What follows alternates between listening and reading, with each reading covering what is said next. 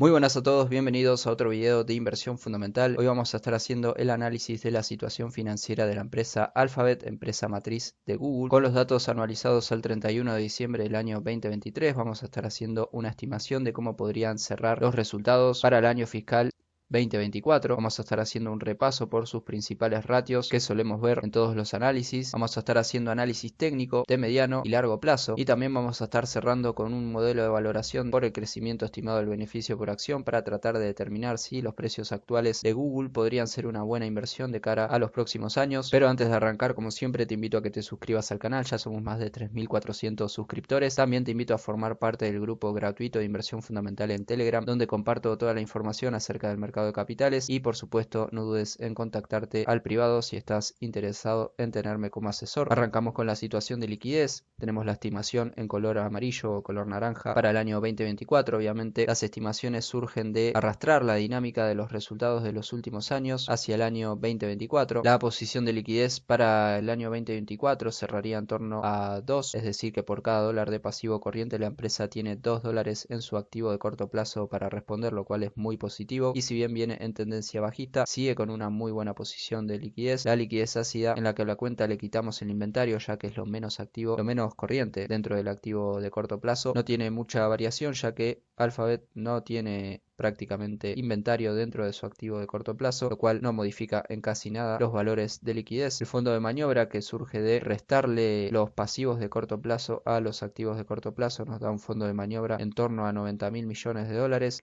que se mantendría para el año 2024. El endeudamiento de Google nos da que por cada dólar de pasivo la empresa tiene en su patrimonio neto más de $2 para responder. La estimación es que para el año 2024 cerraría en torno a 2.29, también una tendencia bajista desde el año 2016, pero es un endeudamiento muy pero que muy saludable. La empresa está muy desendeudada, también lo vemos en la solvencia. Por cada dólar de pasivo la empresa tiene en su activo total 3.38 para el año 2023 y se mantendría prácticamente estable para el año 2024. El fondo de maniobra, la estructura de financiamiento también nos da que es una empresa muy desendeudada, ya que para el año 2023 se financia en un 70% con capital propio y en un 30% con pasivo, proporción que estimo, y en cuanto a la estadística de los últimos años, se mantendría para el año 2024. Obviamente con tan poco pasivo las coberturas de intereses en cuanto a resultado de EBITDA y flujo de efectivo por actividades operativas están más que satisfechas, más que holgadas. Para el año 2023, por ejemplo, por cada dólar de gastos de intereses que generó su pasivo en el periodo, generó un resultado EBITDA de $312, lo cual es muy pero muy bueno. La estimación es 2.75 para el año 2024. También por cada dólar de gasto financiero la empresa generó un flujo de efectivo por actividades operativas 330 veces mayor. La inmovilización del activo viene acrecentándose desde el año 2016 prácticamente en adelante, haciéndose cada vez la empresa un poco más pesada año a año. Puede tener una correlación también con la baja en los ratios de endeudamiento. Es posible que la empresa haya estado haciendo compras o inversiones de largo plazo que acrecentaran su activo de largo plazo, activo no corriente, dándole cada vez mayor peso dentro del activo total. La estimación es que llegue a un nivel del 59% de inmovilización del activo, es decir, que el 59% del activo total lo representaría el llamado activo no corriente o activos de largo plazo. Si calculamos la financiación de la inversión inmovilizada, es decir, si la empresa logra financiar estas inversiones que hace a largo plazo con patrimonio neto, o sea, capital propio y deudas de largo plazo, vemos que la empresa se mantiene por encima de 1, si bien el ratio viene a la baja desde el año 2016. 1.35 la estimación para el año 2024, la empresa no tendría que hacer frente o no tendría que endeudarse a corto plazo para hacer frente a inversiones de largo plazo, poniendo en juego o deteriorando así la posición de liquidez, lo cual es positivo. Metiéndonos un poco con los márgenes, como siempre, en color azul el margen bruto, en color rojo el margen operativo y en color amarillo el margen neto. La empresa Google ha mantenido unos buenos márgenes a lo largo del tiempo, desde el año 2009 en adelante. Si bien ha tenido altibajos, presenta márgenes bastante estables y holgados, siempre positivos. La estimación para el año 2024 es que tenga un margen bruto en torno al 56%, un margen operativo del 28.8% y un margen neto del 24.3%, márgenes que son levemente superiores a los del año 2023, pero obviamente son estimaciones en base a la estadística y a la dinámica de los últimos años.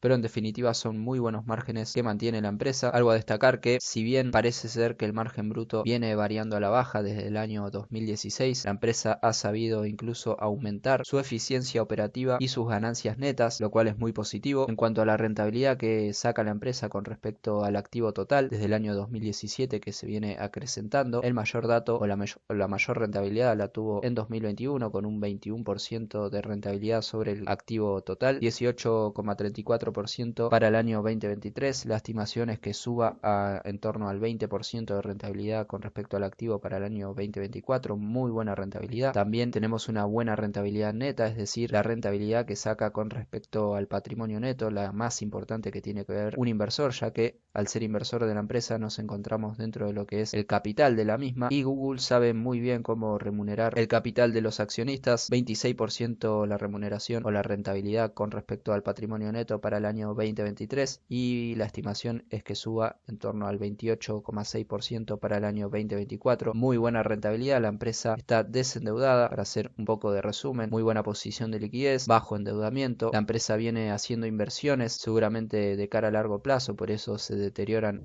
ratios de liquidez y demás, pero se puede financiar todavía con deudas de largo plazo y patrimonio neto. Han sabido mantener márgenes bastante altos y positivos siempre, estables, buenas rentabilidades. Metiéndonos un poco con los ratios de valoración, vemos que si comparamos la capitalización bursátil al valor de libros de la empresa, es decir, al valor de su patrimonio neto, sí vemos una cierta sobrevaloración con respecto a años anteriores, al menos en este ratio, ya que por ejemplo para el año 2014 la empresa tenía una capitalización bursátil 3.73 veces mayor al valor de libros, y hoy está teniendo una capitalización de 6.72 y se estima, corrigiendo por el precio actual de 165, la capitalización bursátil es 7,3 veces mayor al valor de libros estimado que va a tener en el año 2024, obviamente al alza seguramente, pero aún con esta estimación de alza de capitalización, aún con esta estimación de alza de patrimonio neto y teniendo en cuenta el precio actual, aún sigue siendo un ratio bastante alto con respecto a años anteriores. Si calculamos el PER, vemos una dinámica parecida, pero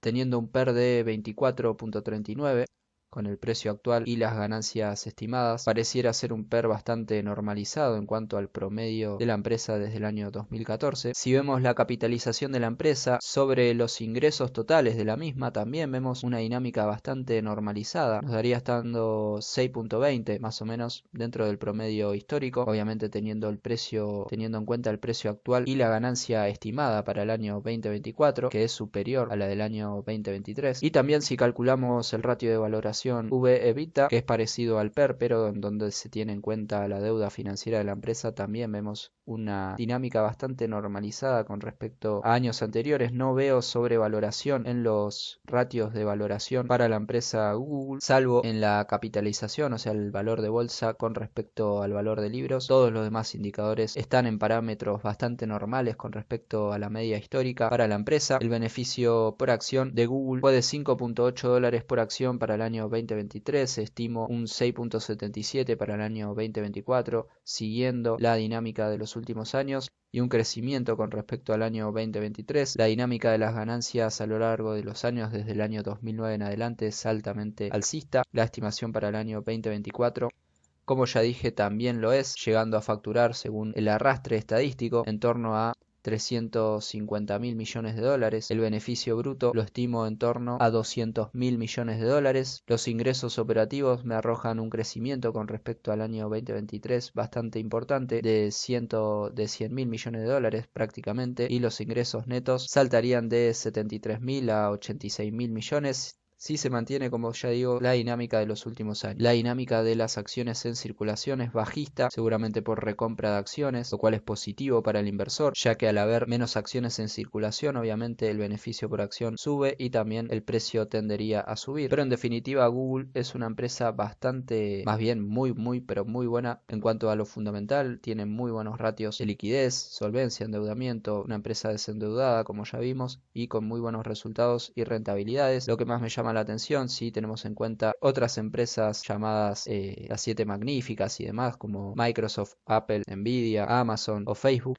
que venimos analizando en el canal. Como ya analizamos Nvidia y Microsoft, Google parece tener los ratios de valoración más normalizados y no parece estar a valoraciones tan exigentes como las demás. Por ejemplo, el PER de en torno a 25 está incluso por debajo del promedio del S&P 500, que hoy está en casi 30, 29,5. Es decir, que Google, siendo tan buena empresa, está incluso más barata en cuanto al PER que el mismísimo S&P 500. Por ejemplo, si tenemos en cuenta el precio a valor contable del S&P 500, está en torno a 5. Google, siendo la empresa que es, está levemente por encima de 7, lo cual tampoco me parece una locura. Yéndonos a la valoración en cuanto a la estimación del crecimiento del beneficio por acción para los próximos años, tenemos que hacer primero cuánto viene creciendo el beneficio por acción desde el año 2009 en adelante. Nos da un promedio de crecimiento anual de 25% y un crecimiento anual compuesto de 31% desde el año 2009 al año 2023. El beneficio por acción, según el mercado, ascendería a 8,68 para el próximo año. Está por encima inclusive de la estimación con la que hice el análisis. El crecimiento medio del beneficio por acción para los próximos años que espera el mercado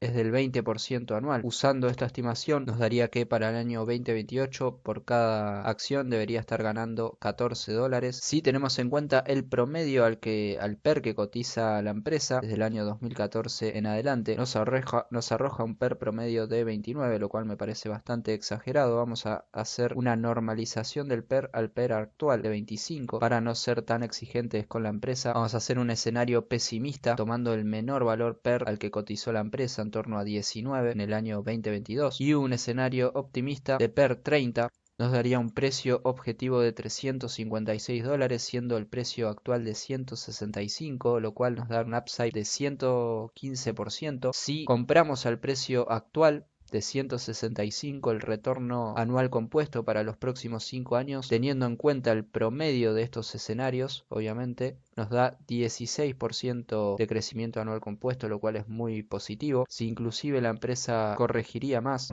por ejemplo, si nos vamos a soportes dinámicos de largo plazo, estamos viendo el gráfico en velas mensuales, vemos que el principal soporte es la media móvil simple de color rojo en $153 aproximadamente. Si nos fuésemos a esta zona de precio, el upside podría ser de 18% anual. Si compráramos en zona de soporte por techo del año 2021, es decir, soporte estático en la zona de $150 aproximadamente, el upside también ascendería a 137%, o sea, un 18%, casi 19% anual compuesto. Y si nos fuésemos a zona de soporte dinámico de largo plazo, media móvil ponderada de volumen en $133, obviamente el upside sería muchísimo mayor, obviamente teniendo en cuenta la estimación de 20% de beneficio por acción estimado, lo cual puede ser bastante exigente. No me parece para nada descabellado, teniendo en cuenta que el crecimiento anual compuesto que viene teniendo desde el año 2009 es del 31%. Puede ser que baje al 20% siendo ya una empresa madura. Es difícil que siga teniendo un crecimiento tan alto para los próximos años. Si ajustáramos un poco más y no seríamos tan exigentes y bajáramos a un 15%, la empresa todavía seguiría siendo una inversión rentable, inclusive a los precios actuales, teniendo un crecimiento anual compuesto del 11%. Si inclusive ajustáramos un poco más los escenarios y tomamos la media de PER del S&P 500 a lo largo de la historia, en torno a un PER de 15, como escenario pesimista, como un escenario optimista, tomáramos el PER actual y un PER normalizado promedio entre estos dos de 20, aún así tendríamos upside desde el precio actual. Y miren que no estamos siendo para nada exigentes, así que desde mi punto de vista es muy probable que los precios actuales empiecen a ser precios de compra de largo plazo. La empresa desde los máximos históricos en $192 ha llegado a tener un retroceso a los $157, más del 18% de corrección. Se encuentra teniendo en velas diarias de corto plazo un cruce de medias al alza y está sobre zona de soporte, lo cual podría indicar posibles rebotes al alza. Si nos vamos a visión semanal, tenemos un cruce de medias a la baja, lo cual indica fuerza bajista de mediano plazo con zona de resistencia en los $172 hasta 175 podría ser zona de resistencia para el precio. Recordemos la importancia del cruce de medias en visión de mediano y largo plazo. Por ejemplo, la última vez que hubo cruce de medias a la baja fue en el año 2021-2022. Dándole inicio a una de las mayores correcciones de largo plazo para la empresa, cuando dio el cruce de medias al alza y rompiendo este canal bajista en el año 2023, se inicia nuevamente un sendero alcista que desde el cruce hasta el cruce a la baja nos da un 78% de rentabilidad, así que hay que tener mucho cuidado con este tipo de señales desde el punto de vista técnico. Obviamente desde el punto de vista de mayor largo plazo, velas mensuales, como ya vimos, tenemos cruce de medias al alza que sigue vigente, medias móviles actuando como principales zonas de soporte dinámico para el largo plazo, zona importante la zona de 150 148 dólares como soporte estático por máximos anteriores que fueron resistencia en algunas ocasiones, por ejemplo en el año 2021, 2022 y en el mes de enero y febrero del año 2024. Puede ir a testear toda esta zona y sería bastante razonable, y para mí obviamente sería buena zona de entrada. Es una muy buena empresa para seguir de cerca. Obviamente cada vez que corrige puede ser una oportunidad. No me quiero ir sin antes ver la conformación de los segmentos de negocio que explican los resultados de Google al segundo trimestre del año 2024, siendo el mayor motivo de ingresos es la búsqueda y la publicidad, el segundo es YouTube, y así con los demás segmentos de negocio. Vemos que es bastante eficiente, como ya vimos. Un segmento de negocio que es Google Cloud no solamente viene acrecentando su facturación, sino que desde hace un año prácticamente que empieza a tener beneficio operativo, lo cual es muy bueno para la empresa. Si hacemos una comparación entre los ingresos de YouTube y los ingresos de Netflix a nivel mundial en miles de millones de dólares, vemos una dinámica bastante pareja y cómo YouTube ha ido ganando terreno con respecto a los ingresos de Netflix desde el año 2020 en adelante. Ahora sí, sin nada más que decir, espero que te haya servido este análisis. Decime qué opinás en los comentarios. Un saludo y hasta la próxima.